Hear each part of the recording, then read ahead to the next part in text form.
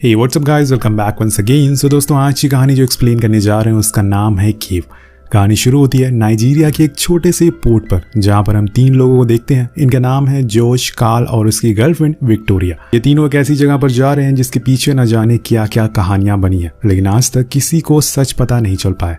अब ये तीनों उस सच को पता लगाने के लिए जा रहे हैं। दरअसल ये जिस जगह पर जा रहे हैं वो दुनिया की 5वीं सबसे गहरी और बड़ी केव है, जिसके अंदर पूरे साल पानी भरा रहता है, लेकिन साल के अंत होते ही पूरा पानी गायब हो जाता है। पर कैसे, यही राज इन्हें पता लगाना है। अब तीनों हेलीकॉप्टर से अपनी मंजिल पर पहुंचते और यहाँ हम पहली बार उस केव को देख पाते हैं, जिसके अंदर पिछले 35 दिनों से काम चल रहा है, जिसका पूरा खर्चा जॉर्ज नाम का आदमी उठा रहा है, ताकि वो इस गुफा के पीछे का राज पता लगा के पूरी दुनिया में अपना नाम बना सके और इससे ढेर सारे पैसे भी कमा सके। नीचे गुफा में हम पहले ही कुछ डाइवर्स को देखते हैं, जिसमें जेडी नाम की लड़की भी मौजूद होती है, जो कि नीचे जाने वाली थी, लेकिन जब से वो यहाँ पर आई है उसकी तबीयत कुछ ठीक नहीं है, लेकिन वो फिर भी डाइविंग करना चाहती है और तभी उसकी तबीयत बिगड़ना शुरू हो जाती है, जिसके पीछे भी एक वजह थी जो आपको कुछ ही देर में पता लग जाएगी। और उधर दूसरी तरफ हम जोश और उसके साथियों को देखते हैं, जो हेलीकॉप्टर से उस केव के पास आ गए थे, लेकिन उसके अंदर जाने के लिए उन्हें जंगल के रास्ता अपनाना होगा। लेकिन तभी वो लोग देखते हैं कि जो वर्कर्स वहां पर काम कर रहे थे अब वो जा रहे हैं।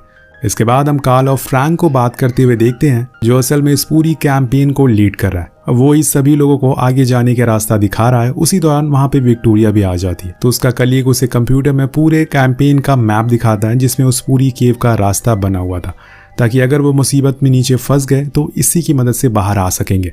इधर हम फ्रैंक को वीडियो कॉल पर बात करते हुए सुनते हैं। उसे कार्ल बताता है कि तुम लोगों को अभी फौरन ऊपर आना होगा, तूफान आने वाला और ऐसे में नीचे रहना सेफ नहीं है, क्योंकि पानी पूरा भी भर जाएगा। लेकिन फ्रैंक नहीं मानता, वो उनसे थोड़ा और टाइम मांगता है। जिसके बाद हम जोश के बारे में भी जान पाते हैं कि जैसे कि वो फ्रैंक का बेटा है और बचपन से ही उसके साथ ऐसी जगहों पर आता रहता है, लेकिन उसे ये काम बिल्कुल पसंद नहीं है, पर अपने डैड की वजह से उसे ये करना पड़ता है। और आज भी वो अपने भूलने की आदत की वजह से फ्रैंक से काफ़ी डांट खाता है। वही नीचे अब जेडी की हालत कुछ ठीक हो गई थी, इसलिए फ्रैंक एक बार फिर से नीचे रिसर्च के लिए जाते हैं कि असल में ये पानी आ कहाँ से रहा है और आखिर जा कहाँ रहा है। अब कुछ दूर डाइव करने के बाद उन्हें एक जगह मिलती है जिसे ये लोग अभी तक अनजान थे, इसलिए फ्रैंक उसके करीब जाने लगता है, लेकिन तभी जेडी का ऑक्सीजन सिलेंडर एक पत्थर पर अटक जाता है। लेकिन थोड़ी मुश्किलों के बाद वो उसे निकाल लेती है। अब दोनों तेजी से आगे बढ़ रहे थे, जहाँ पे उन्हें एक और रास्ता मिलता है, पर वहां जाने के लिए उन्हें और ऑक्सीजन की जरूरत पड़ने वाली है, और लकीली इनके पास वो थी।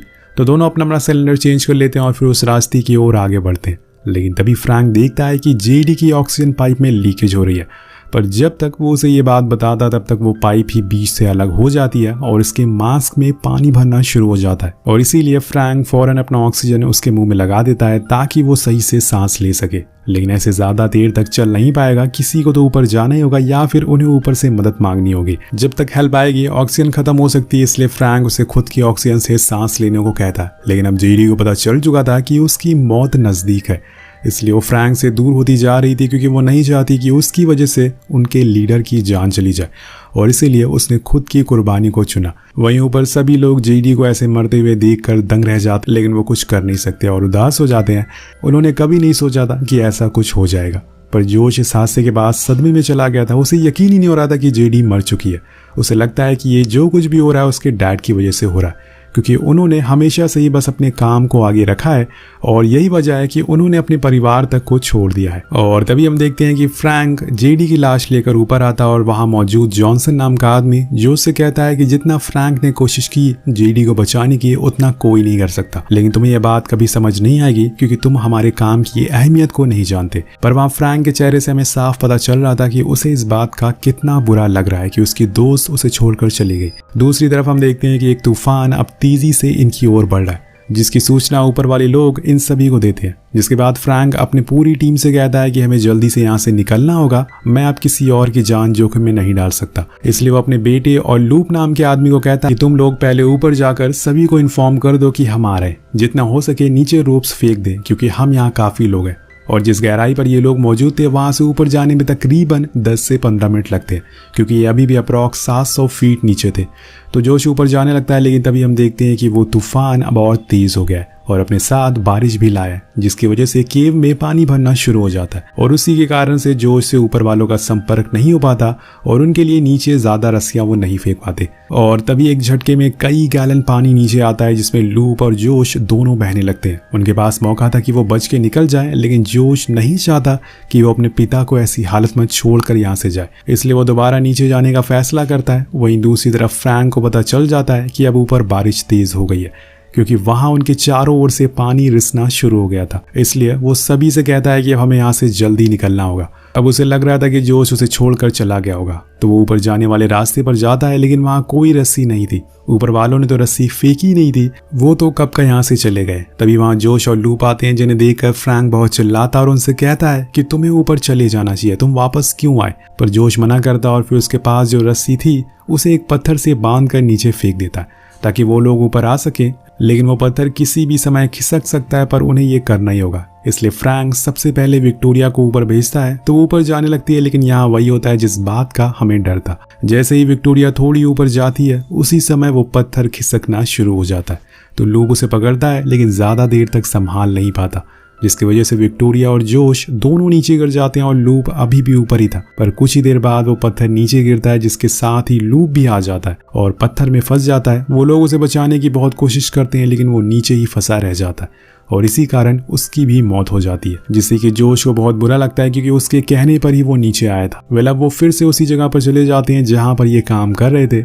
तभी वहां जोश को अपने एक साथी की लाश मिलती है, जो अभी भी जिंदा था। इसलिए वो डैड को बुलाता है और उनसे कहता है कि क्या हम इसे ठीक कर सकते हैं, हमें कोई चारा ढूंढना होगा इसे बचाने का। पर वो कहते हैं कि हमारे पास इस समय कोई भी मेडिकल किट नहीं है, इसके पूरे शरीर की हड्डियां टूट चुकी है और इसे बचा पाना बहुत ही मुश्किल है, इसलिए हमें यहीं छोड़ना पड़ेगा। लेकिन कुछ ही देर बाद हम देखते हैं कि फ्रैंक उसका दम घोट कर मार देते हैं। वो नहीं चाहते थे कि उसका साथी यहाँ तड़प कर मरे। इसके बाद वो सभी से कहते हैं कि अब हमें डाइव करके नीचे से जाना होगा, क्योंकि केव में पानी तेजी से भर रहा है। अगर रस्सियों से जाने की कोशिश करें तो एक एक करके हम सभी मारे जाएंगे। तो सभी अपना सूट पहन लेते हैं, लेकिन विक्टोरिया के पास कोई सूट नहीं था, इसलिए फ्रैंक उसे जेडी का सूट दे देता है उसकी लाश से उतार कर। पर वो पहनने से मना कर देती है, लेकिन उन्हें नीचे तो जाना ही है और इसलिए वो सभी अब पानी के नीचे आ जाते हैं। सभी ने सूट पहना था सिवाय विक्टोरिया के। फ्रैंक कहता है कि हमें उससे छोटे रास्ते की ओर जाना चाहिए जिसे मैंने खोजा था, जहां से शायद बाहर निकलने का कोई रास्ता हमें मिल जाए या फिर हम किसी लेक में जाकर मिल जाए।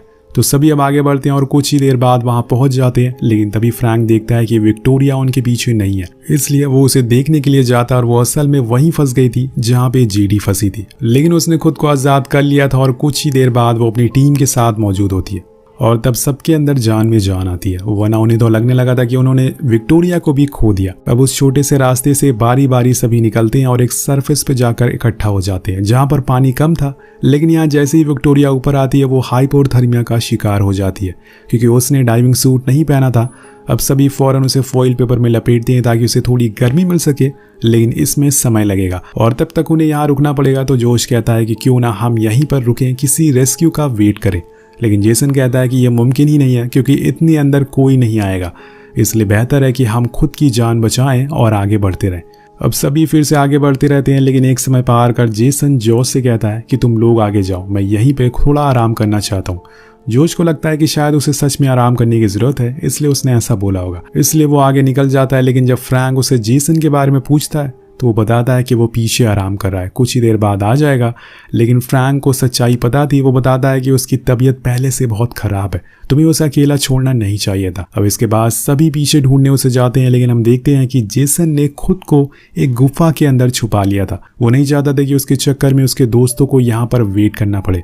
अब पूरी टीम बड़ी देर तक उसे ढूंढती है, लेकिन वो कहीं नहीं मिलता और उसी दौरान हम देखते हैं कि जेसन ने उसी गुफा में अपना दम तोड़ दिया है। अब कुछ देर वहीं रुकने के बाद ये लोग फिर से आगे बढ़ते हैं, क्योंकि यहाँ पर रुकने का कोई फायदा नहीं है। अब ये इस केव के काफी डीप में पहुंच जाते हैं, जहां पर एक ऐसी जगह थी जहां ढेर सारा पानी भरा हुआ था। अगर इन्हें उस पार जाना है तो पानी के अंदर से डाइव करके जाना होगा, या फिर कोई जाके दूसरी ओर रस्सी बांध दे तो उसकी मदद से दूसरी साइड जाया जा सकता है। फ्रैंक को रस्सी वाला आइडिया सही लगता है और इसलिए वो वही करता है और खुद जाकर उस रस्सी को दूसरी साइड में बांध देता है। जिसके बाद वो सबसे पहले विक्टोरिया को भेजता है, क्योंकि उसका वजन कम था। लेकिन जब वो बीच में जाती है तो अचानक से उसका बैलेंस बिगड़ जाता है और इसी वजह से उसके जो बाल होते हैं वो हुक में फंस जाते हैं जिससे वो अटैच थी। अब उसे काफ़ी दर्द होता है इस चीज़ से, तो फ्रैंक उसे वहीं रुकने को कहता है, पर उसे अब दर्द बर्दाश्त नहीं हो रहा था, इसलिए वो अपने बाल को काटने को कहती है। पर कार्ल मना करता है क्योंकि ऐसा किया तो वो नीचे गिर सकती है।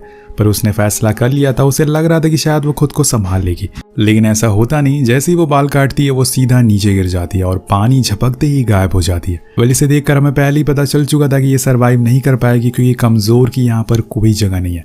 वेल अब बचे हैं सिर्फ 3 लोग, फ्रैंक, जॉश और कार्ल, जिन्हें अब आगे का फैसला तय करना है। लेकिन इन्हें नहीं पता कि असल में सफ़र कहाँ पे जाके ख़त्म होगा, क्योंकि इस जगह से बाहर निकलने के लिए अब इन्हें चमत्कार की ज़रूरत पड़ेगी। इसलिए फ्रैंक कहता है कि तुम लोग यहीं पर रुको, मैं डाइविंग की मदद से देख कर आता हूँ कहीं कोई रास्ता है या नहीं, जिसके बाद मैं जोश को लेकर जाऊंगा और फिर कार्ल को, क्योंकि ऑक्सीजन कम थी। लेकिन यहाँ जोश को पता था कि अभी उनके पास इतनी ऑक्सीजन नहीं है कि वो 3 आदमियों को यहाँ से लाए। वो अपने डैड से बात कर ही रहा होता है कि तभी कार्ल उनका ऑक्सीजन सिलेंडर लेकर नीचे चला जाता है, क्योंकि उसे पता था कि ये बाप बेटे उसे यहीं छोड़कर चले जाएंगे, इसलिए उसने हरकत करी। अब फ्रैंक उसका पीछा भी करता है, लेकिन वो बहुत ही आगे निकल चुका था, इसलिए वो लोग एक जगह पर जाकर रुक जाते हैं। और यहाँ हम फ्रैंक के चेहरे पर एक बेचैनी देख सकते हैं, क्योंकि अब वो शायद यहाँ से बाहर नहीं निकल पाएगा, क्योंकि अब उनके पास एक्स्ट्रा ऑक्सीजन नहीं है और इन्हें आगे का रास्ता भी पता नहीं है। और इसी दौरान जोश को वहां पर बर्ड्स का वेस्ट मिलता है, जिसे देखकर वो बहुत ही ज्यादा खुश था। उसे पता चल चुका था कि यहाँ आसपास जरूर कोई रास्ता है जहाँ से बाहर निकला जा सकता है। पर तभी वहां पे जोश को पतली सी जगह दिखती है जो कि ऊपर की तरफ जा रही थी, लेकिन उसे अंदर बहुत ही कम जगह थी, इसलिए दोनों बहुत ही मुश्किल से पहुंचते हैं। और उन्हें वहां जाकर जो दिखता है उनके होश उड़ जाते हैं। किसी को भी यकीन नहीं था कि यहाँ पे ऐसी कोई चीज मौजूद होगी। वहां दोस्तों एक जापानीज टैंक मिलता है जो कि वर्ल्ड वॉर 2 का था, जो कि जापान के लोगों ने वहां पर छुपा कर रखा था। और उसके ऊपर एक होल भी था जिससे कि बाहर निकला जा सकता है, लेकिन इतनी आसानी से नहीं, क्योंकि वो जगह बहुत ही ऊपर थी और इतनी ऊपर जाना आसान नहीं है। इसलिए वो अभी दूसरे रास्ते से आगे बढ़ते हैं, जहाँ पे इन्हें कुछ ही देर बाद समुद्र का खारा पानी भी मिल जाता है, जिसे देखकर दोनों बहुत ही खुश होते हैं। जिसके बाद वो और आगे बढ़ते हैं। तभी उन्हें वहां पर कार्ल भी मिल जाता है, जो इन दोनों को देखकर कहता है कि अच्छा हुआ तुम यहाँ पर आ गए, अब हम साथ चलेंगे।